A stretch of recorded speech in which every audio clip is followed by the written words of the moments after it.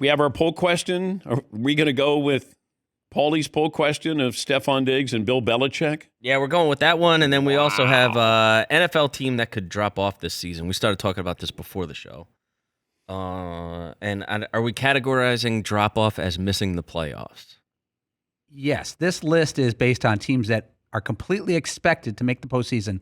Which would shock you the most, or which is most likely to miss the playoffs this upcoming year? One of them has to. All right. Do we have a list of candidates here? We do, yeah. Okay, yeah, all we right. do. Well, let's fire away. My thought was the Chiefs. You don't have the Chiefs. I think the Chiefs could miss the playoffs this year. Wow. I think they had a lot of one-score wins last year. When you squeak by opponents, I feel like that usually drops off rather than gets better, especially when your key players have aged even more. Travis Kelce kind of limped to the finish last season. Patrick Mahomes certainly getting older. I wouldn't be surprised if the Chiefs fell off this year. Wow.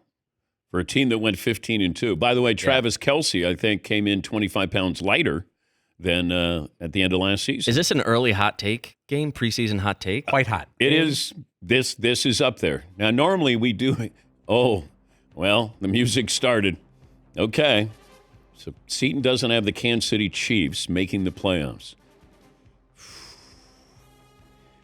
All right. We can do this and then revise this at the end of August. Or maybe we do it again in July. So, Todd, everybody gets one hot take of a team that you would expect to make the playoffs who doesn't make the playoffs. I'm going to say the Los Angeles Rams. Okay. Missed the playoffs. Okay. Seton's got the Chiefs. Marvin? The Minnesota Vikings. Ooh. Okay. They will not make the playoffs. Okay. I see where you're going with that. Little J.J. McCarthy fallout there.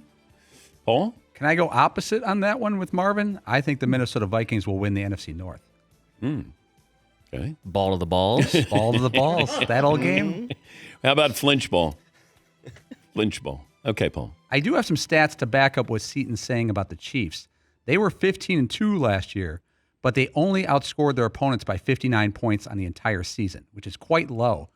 The Broncos won 10 games. They outscored their opponents by 114. The Bills, 13-4, outscored their opponents by 160 points. So the Chiefs, close games all season. Okay.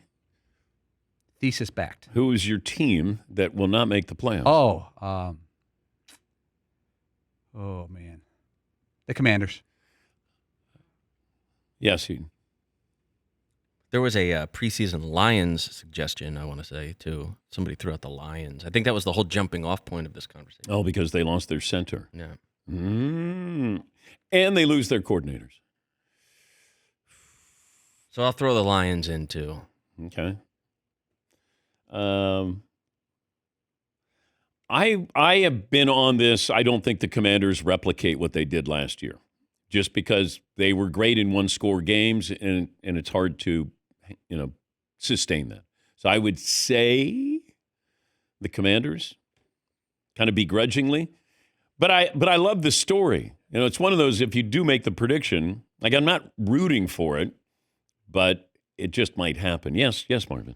You had the Commanders as one of the teams on scholarship this upcoming season, right? Yes. Okay. But I had them as one of the surprise teams last year. And,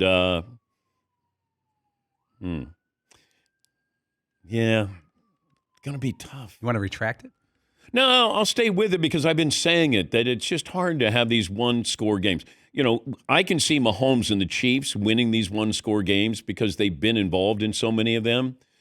But, Jaden Daniels' second year, does he have a little dip like C.J. Stroud did? Maybe.